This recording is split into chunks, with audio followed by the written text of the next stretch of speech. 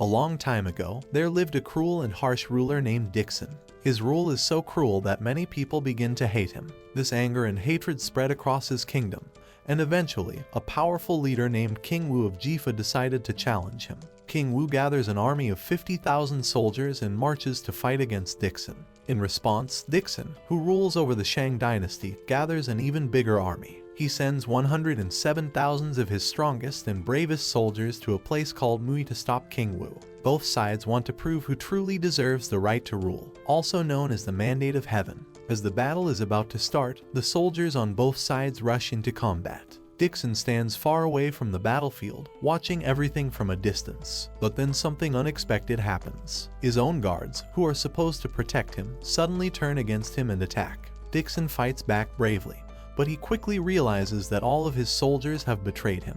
Among the enemies is a man named Jiang Zia, who has always hated Dixon.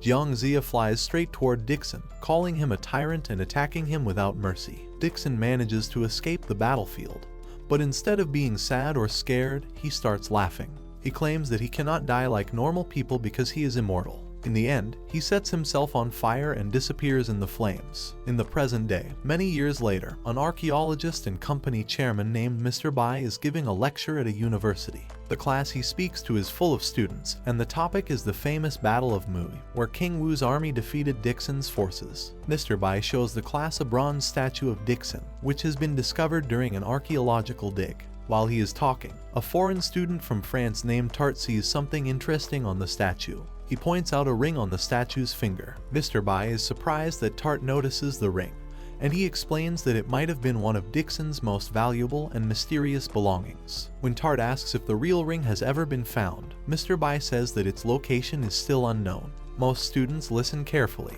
but a boy named Zhu is sitting behind them, asleep. His friend and classmate, Liu, wakes him up and mentions that he has something to offer after school. At first, Zhu is not interested and says no because he has to go to work. But when Liu mentions that the job could make him a lot of money, Zhu becomes curious. After class, Zhu goes to visit his mother at the hospital. She has been very sick for a long time. Ever since his father passed away 5 years ago, Zhu has to take care of all the family expenses by working part-time jobs. Every time he visits, his mother asks if he has a girlfriend yet, but he always avoids the question. While Zhu is with his mother, a nurse comes over and reminds him again that the hospital bills are overdue. Zhu needs money badly, so he decides to go see what Liu's offer is about. Liu asks him to come to a construction site. When Zhu arrives, he sees several men there, all holding weapons. Liu shows him a ring that looks exactly like the one worn by Dixon in the statue. Zhu takes the ring and looks at it closely. He is surprised at how similar it looks. Liu tells him to wear it,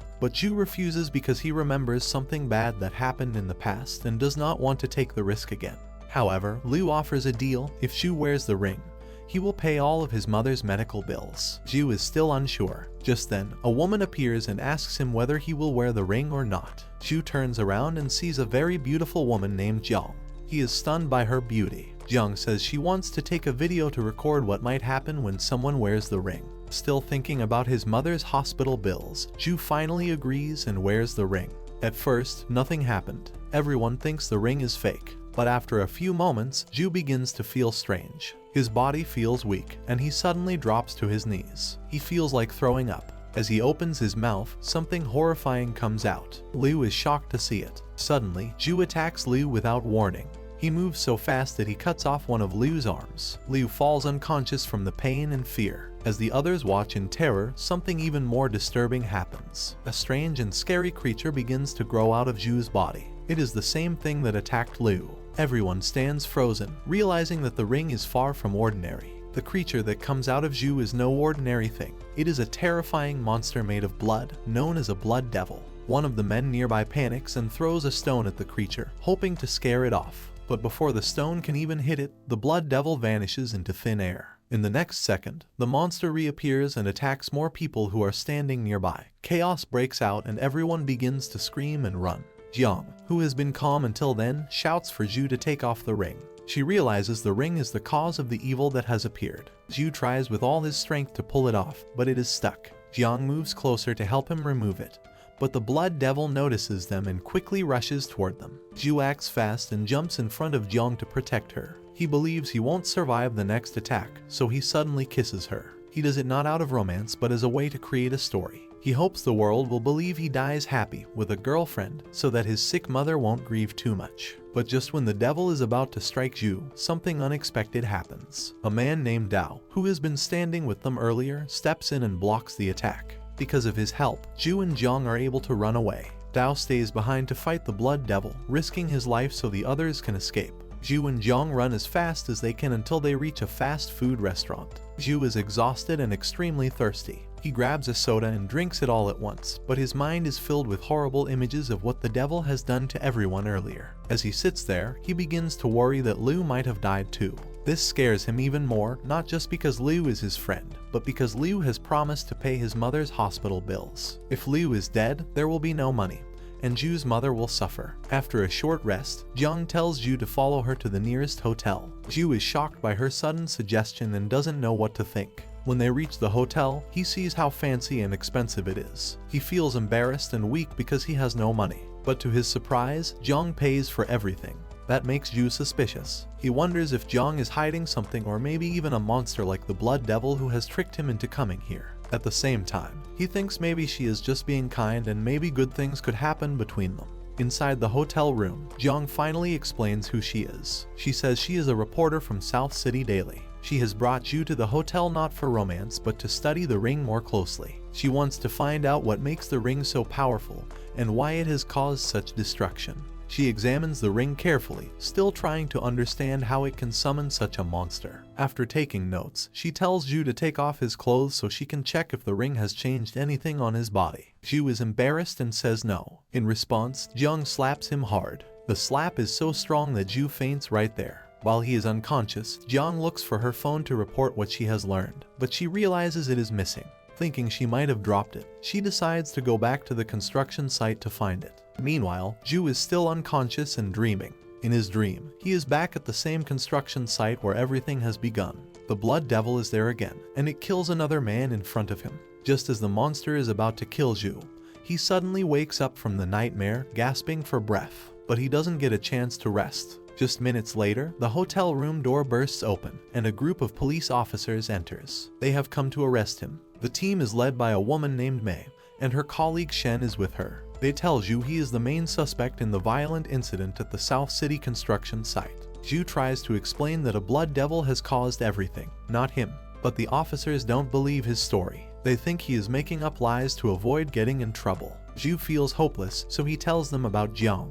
He explains that she has seen everything and escaped with him. Hoping she can clear his name, he asks them to find her. The police then take him to the forensic center to check the evidence and details of the case. But when Zhu arrives there, he sees something that leaves him completely shocked. They explains that Jiang has been seen at the construction site after the attack. This means she and Zhu do not escape together, as Zhu claims. The police begin to suspect that Zhu is lying. Desperate to prove he is innocent, Zhu rushes to wake Jiang, hoping she will speak up and support him.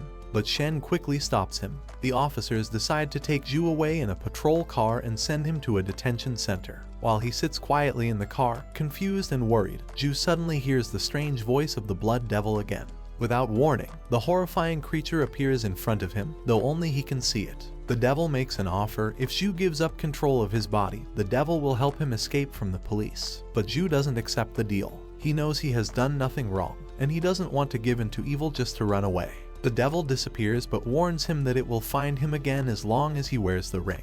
Moments later, the officers prepare to drive off. Zhu sits quietly, but his mind is racing with worry. He thinks about what might happen next. He wonders how his sick mother will react if she finds out he has been accused of murder and taken by the police. This fear makes him want to escape. He tries to make a move, biting down on the ring in frustration. Just then, the vehicle is suddenly attacked. Something hits it hard, and Zhu is knocked out cold. When Zhu opens his eyes, he finds himself in a new place. In front of him stands a group of masked men.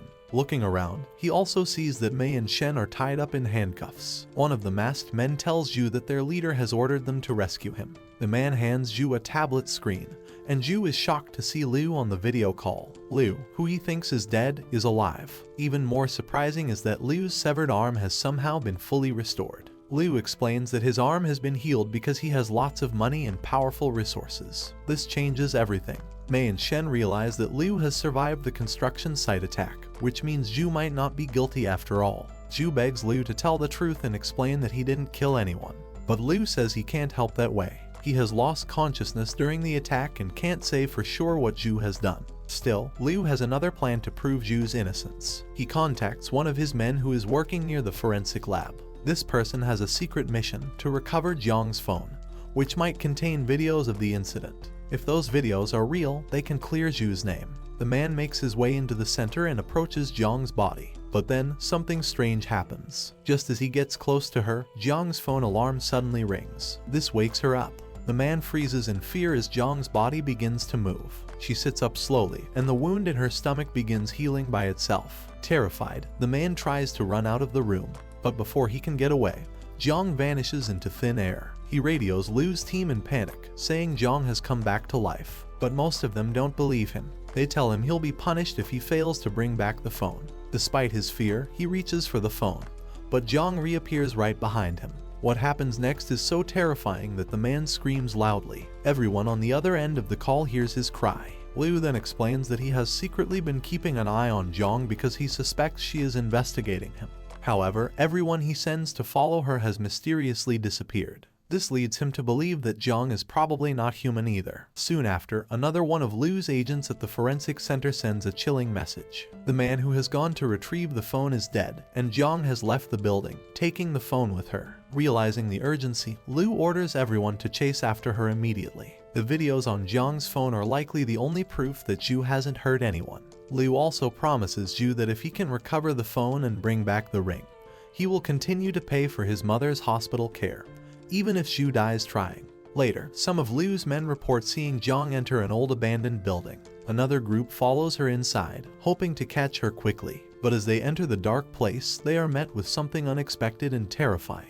The building is filled with zombie-like creatures. The attackers have no choice but to open fire on the creatures. The gunshots echo through the hallways, but there are too many of the monsters. Overwhelmed, one of the soldiers pulls out a grenade and blows up part of the building. At that same moment, Zhu and the others arrive at the location. They feel the ground shake from the explosion. Knowing that something is wrong, they decide to go in as well. But before they can enter, Shen stops Mei.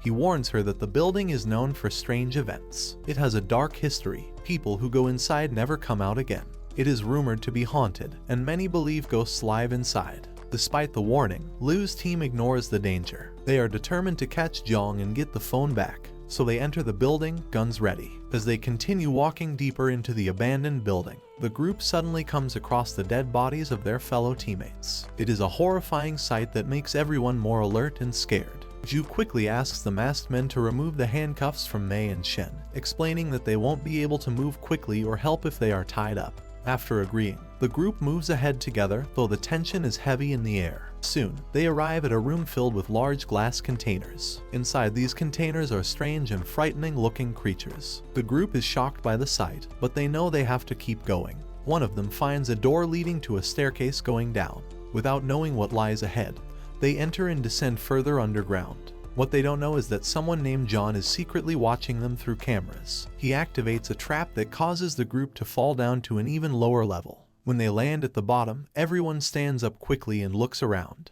The place is very dark, and they can barely see anything. One of them spots a torch on the wall and decides to take it for light. But the moment he pulls it from the wall, a hidden trap is triggered. An arrow shoots straight at him, but he manages to block it just in time. Unfortunately, more arrows quickly follow. Zhu protects Mei from getting hit and then remembers something his father once told him about traps being activated by light. Shen becomes angry at Zhu for landing on top of Mei during the rescue, but Zhu quickly tells them all to turn off their lights to avoid triggering more arrows. Someone throws a small explosive toward the direction the arrows are coming from.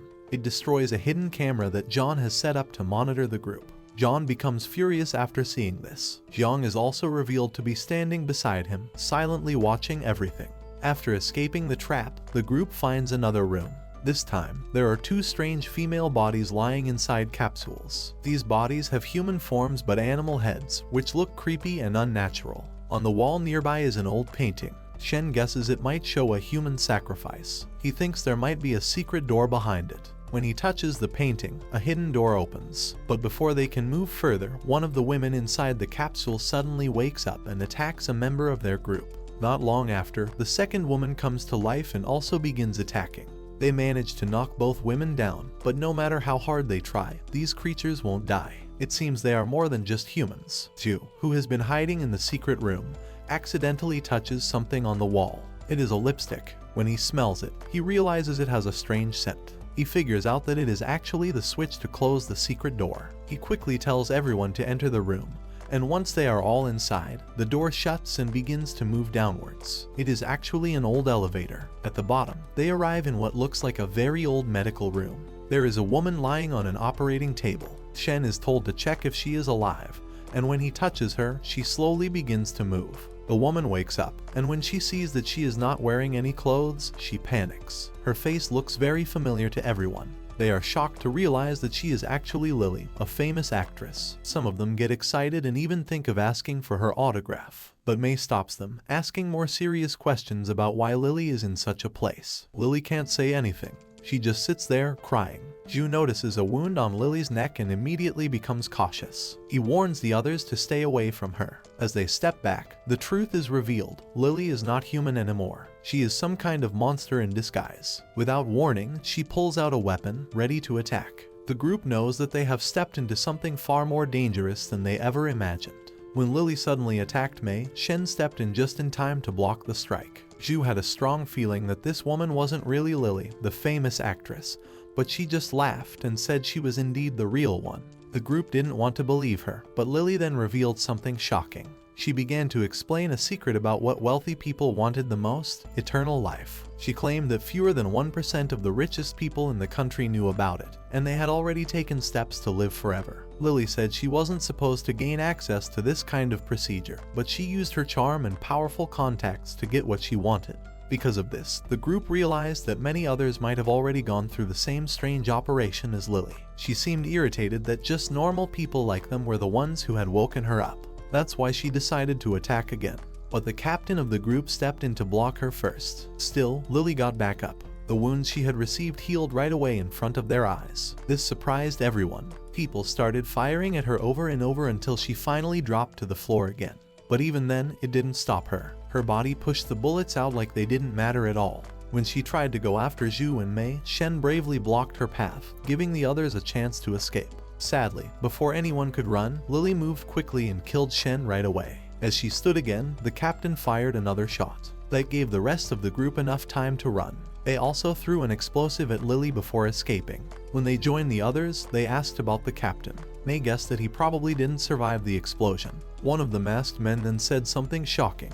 He thought their captain should have company in the afterlife. Without warning, he shot May in the leg. He explained that May would now serve as a sacrifice if the monster followed them. They planned to take Ju along as they escaped, but Ju refused. He couldn't leave May behind in such a state. Because of his decision, the masked men gave up and left without him. But before going, they left another explosive behind on the floor. Elsewhere, John was growing more furious. Jiang had touched the switch and left behind a mark. This caused damage to the entire lab that he was in charge of. That research center was given to him by the leader of the Corpse clan. If anything went wrong there, John knew he would be held responsible. He was well aware that Jiang wasn't worried at all. She had protection because she was one of the favorites of the higher-ups. But if anything went wrong, John was the one who would suffer the consequences. John reached his limit. He couldn't take it anymore. So, he locked Jiang inside the room. When Jiang touched the metal bars, he activated an electric shock. She passed out right away from the strong current. Back at the building, Ju rushed to help May. He quickly covered her wound to stop it from bleeding too much. As he was doing this, they began hearing footsteps getting closer. May wanted Ju to leave immediately. She told him she would stay and handle the enemy by setting off the explosive.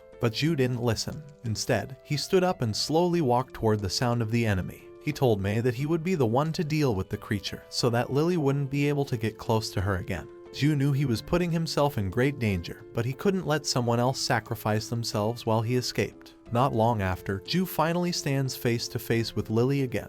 She looks ready to attack him, but before she can strike, Ju suddenly says he agrees to give up his body. However, he adds one important condition. Lily looks confused and pauses for a moment. Ju explains that the woman who is with him must be taken away safely and brought to a hospital. Lily finds this funny, thinking he is making the request to her, but it soon becomes clear he is not speaking to her at all. He is talking to the Blood Devil. Right after Ju speaks, the Blood Devil's missing arm finishes forming. Without wasting a second, the devil launches a fierce attack on Lily. As more of his body comes together, he doesn't stop hitting her. Zhu stands and watches in surprise, amazed that the blood devil is able to overpower someone as strong as Lily using just one hand.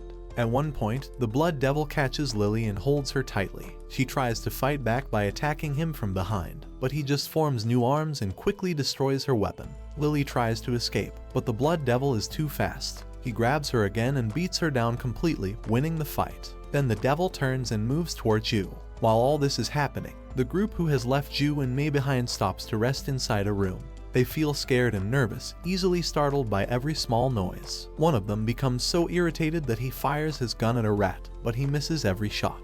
To their shock, the rat seems to mock him by laughing. A few moments later, the rat calls more rats for help, and they swarm the man, attacking him. His companion laughs at him at first, but then they notice a swarm of giant mosquitoes flying above. They immediately open fire at the creatures, trying to defend themselves. One man attempts to run away, but the mosquitoes still catch him and drag him off. Back where Zhu is, Mei starts crawling to get back to him. She finds him alive, but the moment she reaches him, she passes out. Zhu asks the blood devil to begin the fusion process quickly so he can save her. But once the devil starts it, he reveals the truth. He has lied to Zhu about helping Mei. Instead of saving her, the devil plans to turn her heart into his food once their fusion is complete. Meanwhile, John has taken Zhang's phone. He has always seen her watching it carefully and wants to know what is so important. When he plays the videos, he is shocked by what he sees. The footage shows the terrifying fusion between Zhu and the blood devil in real time.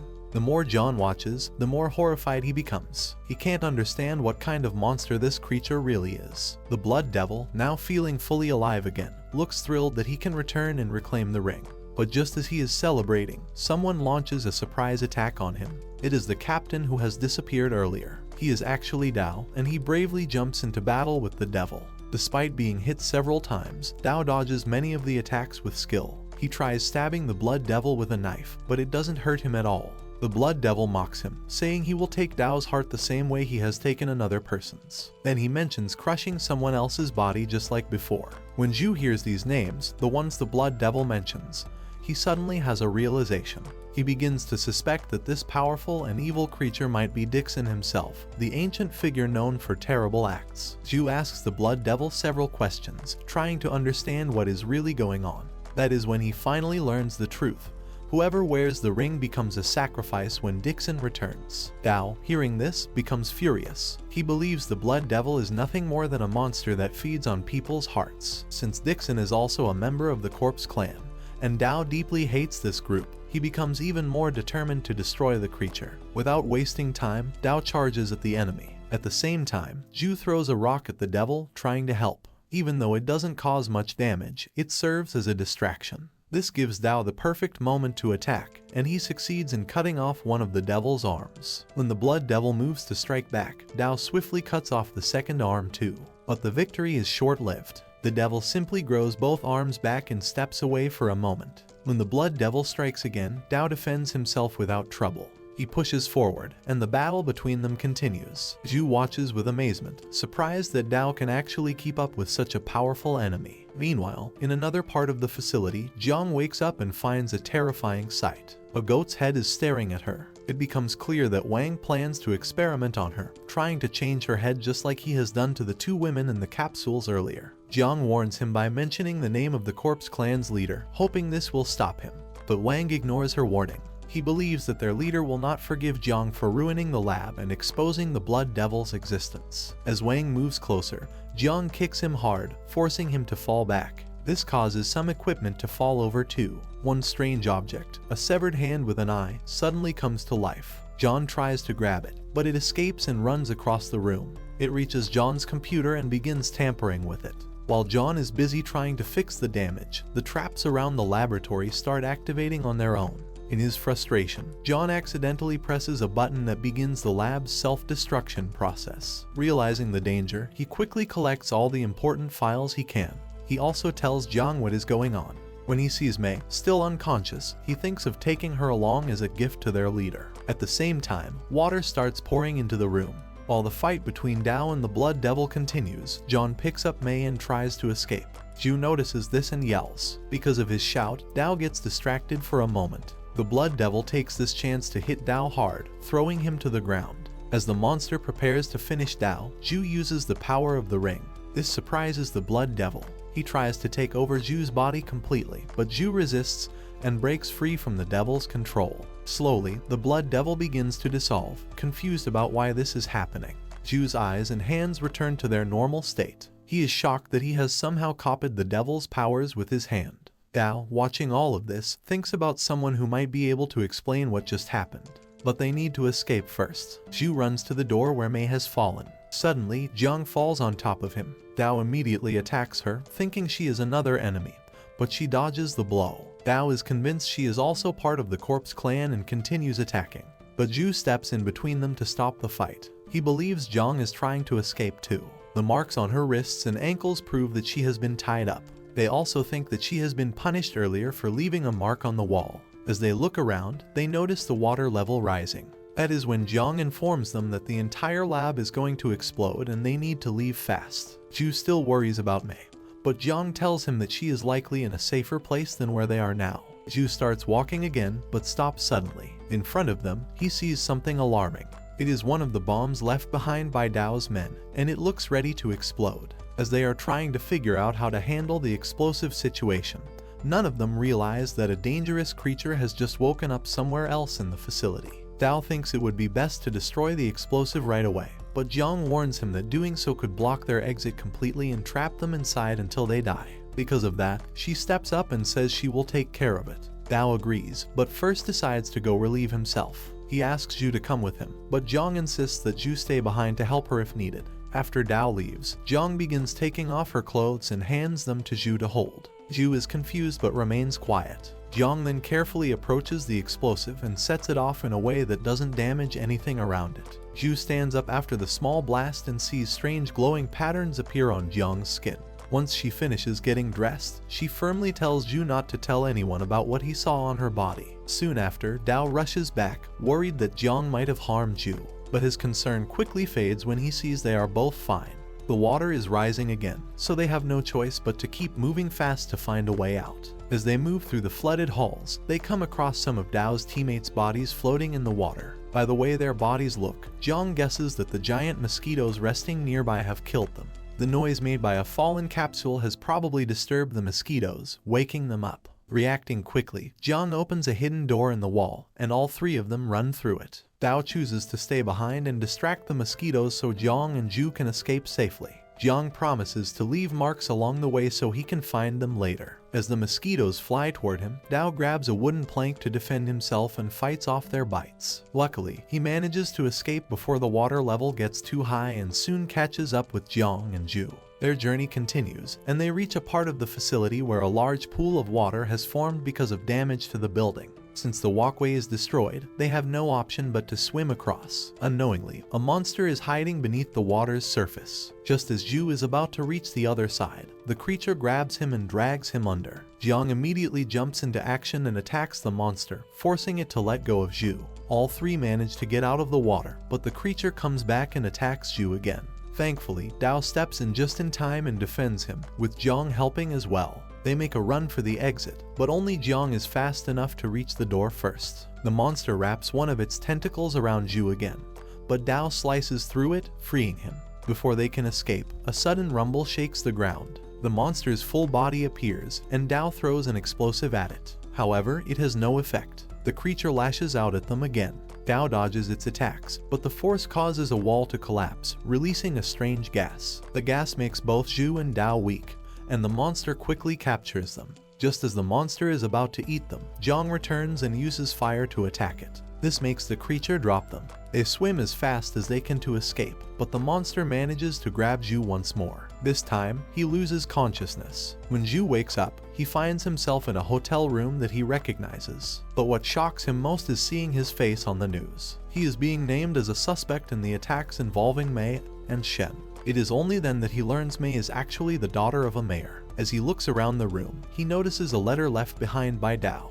In it, Dao says that if Zhu wants to learn more about the ring and the strange powers it holds, he should meet him at the location shown on the map, exactly 10 days from now. He rushes to the hospital right away because he knows his mother must have already heard about the trouble he is in. When they see each other, she looks worried because the police are outside the hospital. He tells his mother clearly that he has done nothing wrong and promises to prove his innocence. Just then, they hear the voices of police officers coming closer. He quickly tells his mother that he will also try to find his father. Without wasting time, he jumps out of the window to avoid being caught. At the same time, John goes to meet the leader of the Corpse clan.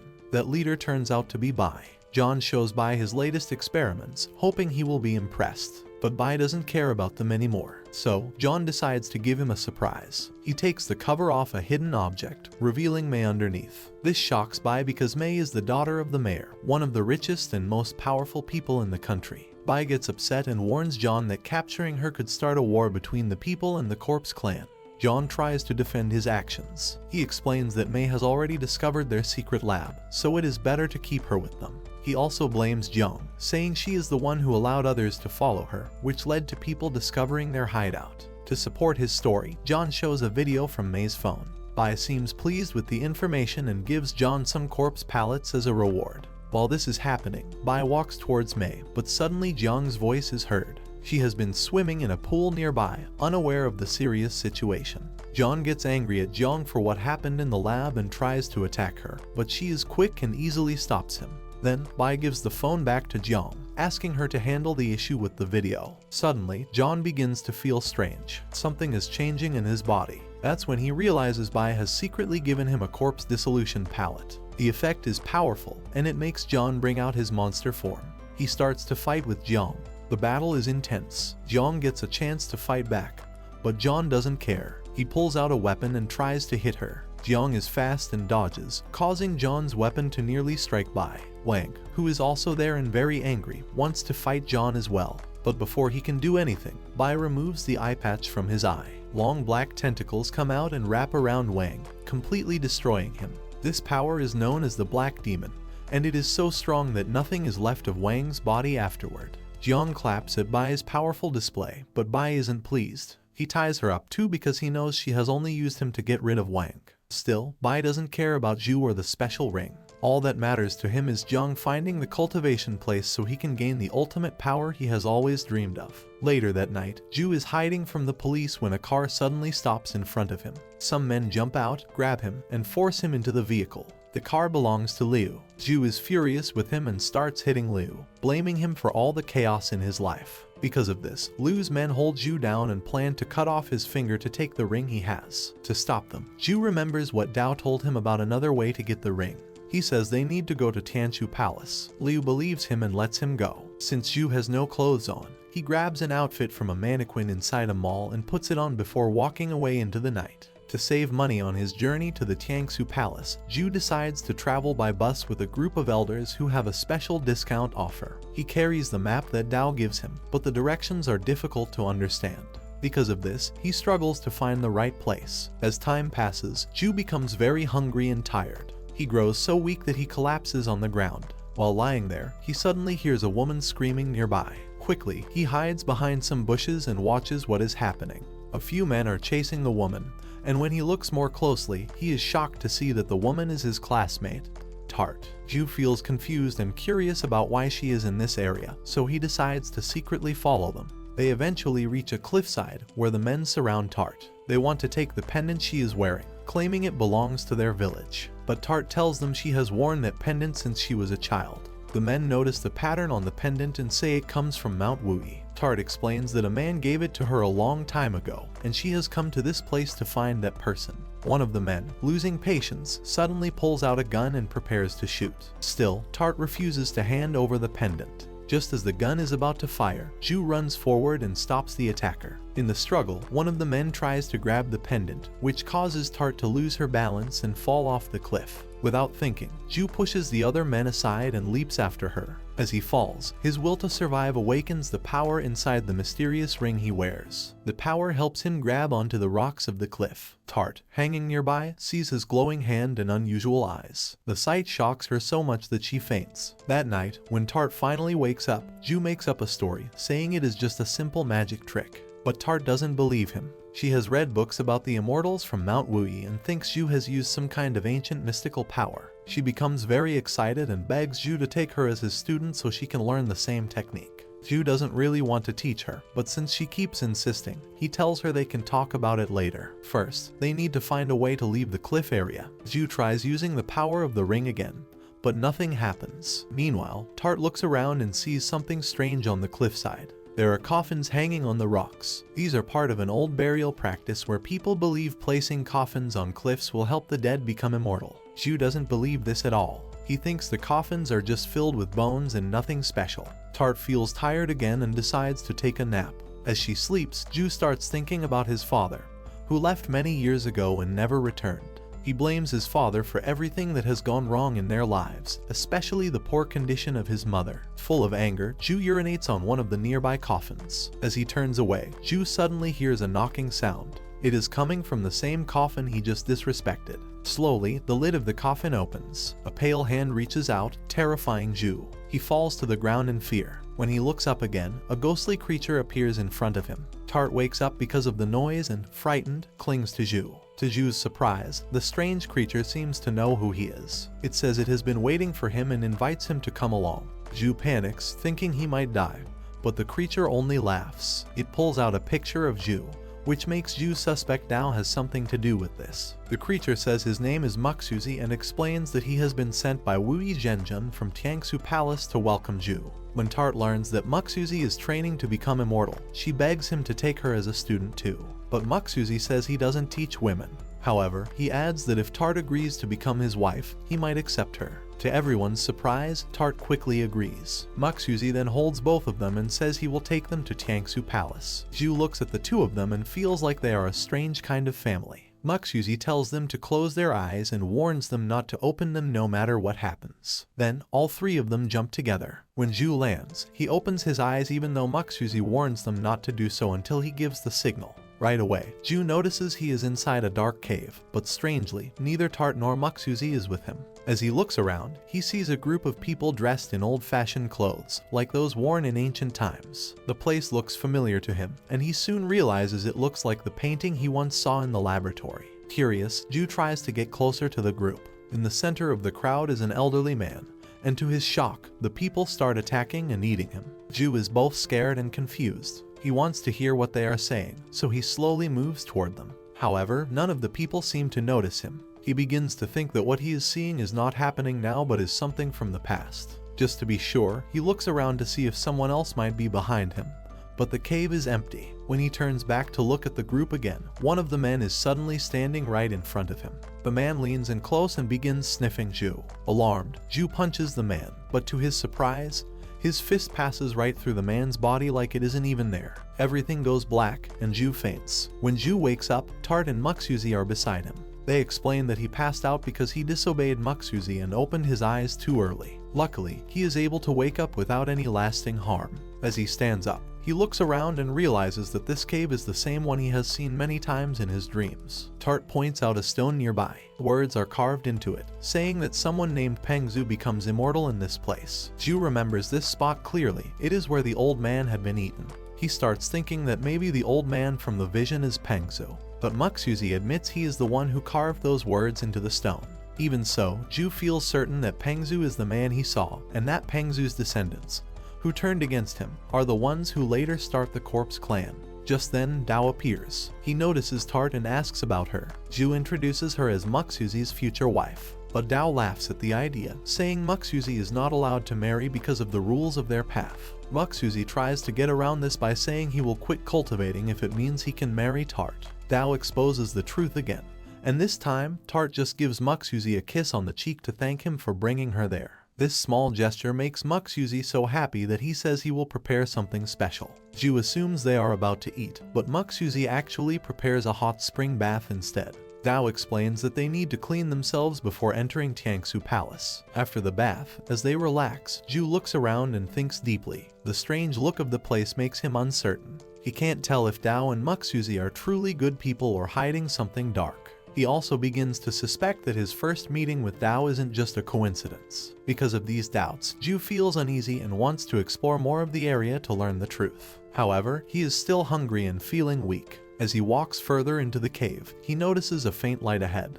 He follows it and finds that it leads to a tunnel. At the end of the tunnel, he sees Tiangu Palace for the first time. Nearby, others like Muxuzi are training their students. Zhu is amazed by how strong these people are. After winning battles, one of them takes a picture of himself before beginning his training in the art of immortality. His friend quickly hushes him, warning that someone might overhear them. One of them whispers a fear that maybe they won't be able to return to human form once they change. But the other student believes it is possible since 5 powerful masters have already done it. Still, no one knows how those 5 masters managed to return. There is a rumor that it all started 5 years ago when some archaeologists accidentally entered Tiangu Palace and triggered a series of events. What Zhu overhears reminds him of his father and stirs deep memories. Just as he is about to walk away, one of the 5 legendary masters, Chunyang, arrives. Before Zhu can leave, another master named Ling Xiao suddenly appears and stops him from going any further. All the other masters are gathered as well,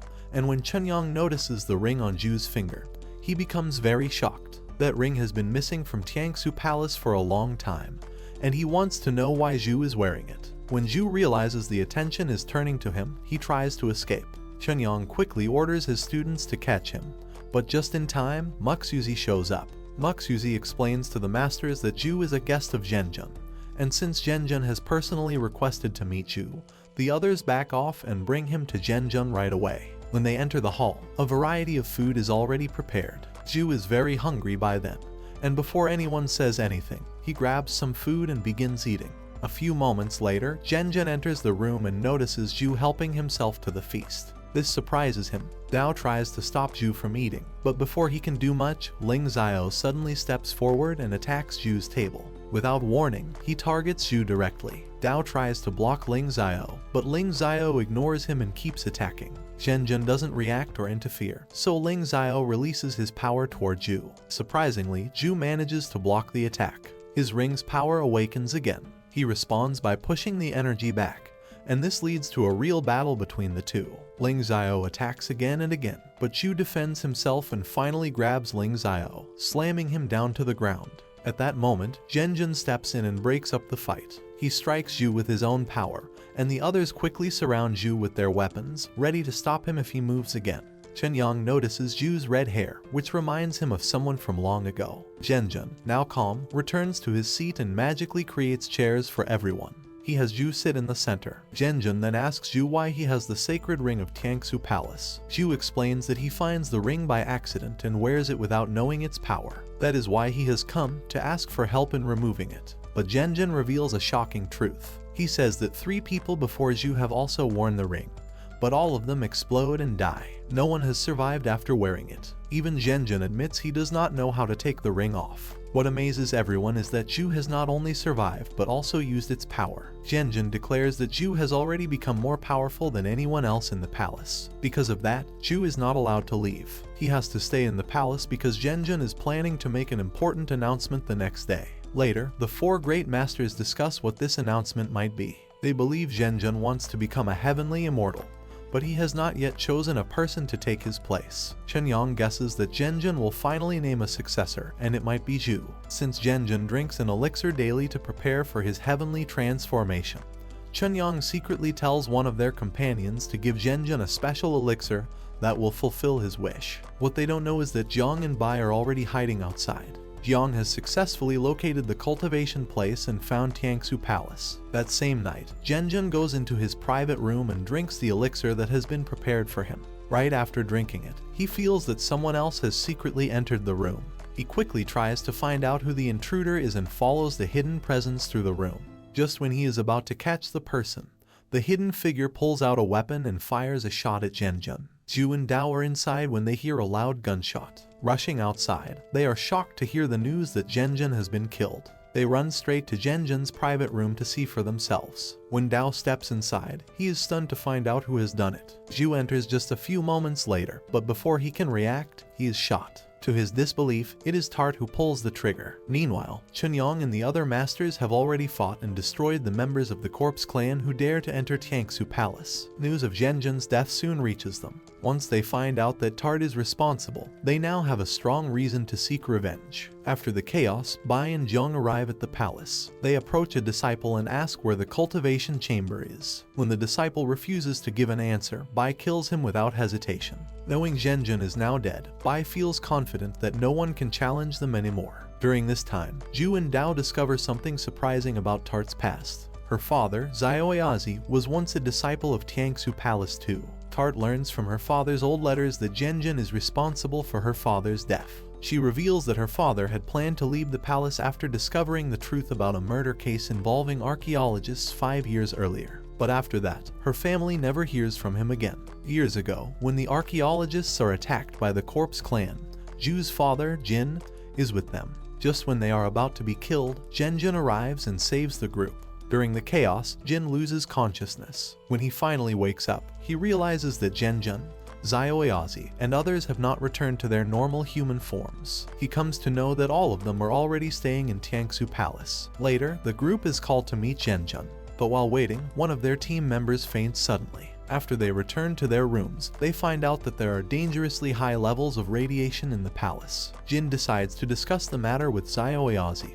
who is known for his skills in crafting. Xiaoyazi admits that he only sends his creations to his daughter, and reveals he has a wife and a child. Jin, impressed by his work, wants him to make something for his own son, Zhu. However, Chunyang appears and scolds Xiaoyazi, saying that with his current actions, he will never be allowed into the cultivation area. Jin then finds out that Xiaoyazi is the only one who hasn't yet entered the restricted training room. One day, they decide to investigate the room together. When they enter it, they discover that the radiation levels inside are dangerously high. Zhenjun suddenly catches them inside and becomes furious. Jin tries to explain their findings, including the possible link between the radiation, their powers, and the changes in their physical forms. But Zhenjun refuses to believe him. Instead, he orders all of them to be tied up. Later, Chunyang comes up with an idea that could help them return to their human bodies. He buries the group in a hot cave where Xiaoyazi secretly gives them water to keep them alive. After several days, they all grow weak, but Chunyang's method is finally ready. They all swallow the mixture that is supposed to return them to their normal forms. However, Muxuzi secretly doesn't take it. Because of that, he remains the only one who does not return to human form.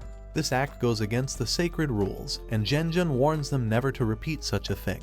One day, Chunyang sees someone spying outside. He chases the person and finds that it is Xiaoyazi. Without hesitation, he kills him. Later, Chunyang goes to Zhenjun's room and shows an elixir that is made using human elements. There, he also notices Zhu and realizes he looks just like Jin.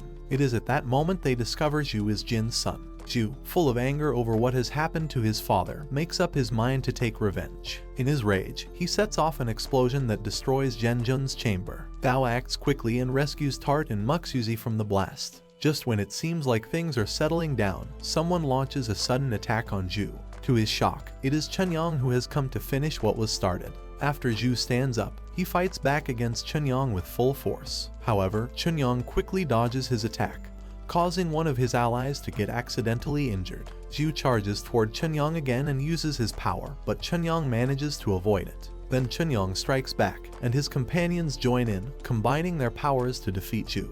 But even with all their efforts, Zhu remains too powerful, and their attacks have no effect. Zhu launches another powerful strike, forcing Chunyang to call on another one of their allies, someone who has only been pretending to be dead. They all work together to trap Zhu with chains, but Zhu is so strong that he easily breaks free. Chunyang then uses a special technique that Zhu cannot block in time. This attack knocks Zhu down. Everyone thinks it's over, but Zhu stands up again after a short while, leaving them in shock. As he prepares to attack Chunyang once more, something unexpected happens. Zhu suddenly collapses and loses consciousness. At that moment, Ling Xiao steps forward and is about to finish Zhu off, but Dao quickly rushes in to protect him. A fight breaks out between Ling Xiao and Dao. Unfortunately, Dao's strength is limited, and Ling Xiao easily defeats him. Ling Xiao even tries to use Dao's own weapon to kill him, but Muxuzi jumps in just in time to stop the attack. Muxuzi pleads with them to spare Dao, explaining that he is only acting out of drunkenness and isn't thinking clearly.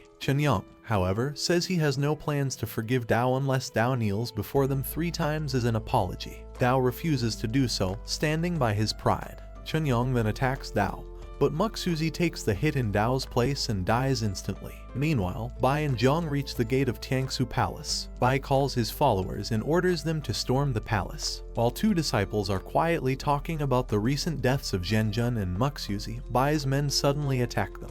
At the same time, Chunyang and the other masters take Zhu to the cultivation chamber, where they plan to remove the powerful ring from him. They attempt to cut off his finger to take the ring, but as soon as they try, the ring reacts and blocks them. Realizing they can't remove it, Chunyang decides to bring Zhu deeper into the cultivation zone. There, Chunyang gathers all of his disciples and declares himself the new leader. He shares his plan to create more immortality pills using human lives, hoping this will help them regain their human forms and make them powerful enough to stand against the Corpse Clan's army. Soon after, one of their disciples rushes in with alarming news. The Corpse Clan is already launching an attack. Bai and Janet quickly reach the cultivation area. As the disciples try to seal the room, Bai launches a sudden attack, breaking through and entering with Janet. Inside, Zhu lies unconscious, lost in his thoughts. He begins to remember everyone he has met recently, his friends, his mother, and father. Feeling overwhelmed and ready to give up, he is about to close his eyes when he suddenly hears the voice of the Blood Devil. The thought of Dao and Tart's suffering gives him a new reason to fight. That's it for today, my fellow men of culture. Like and subscribe the channel for more plot-filled recaps.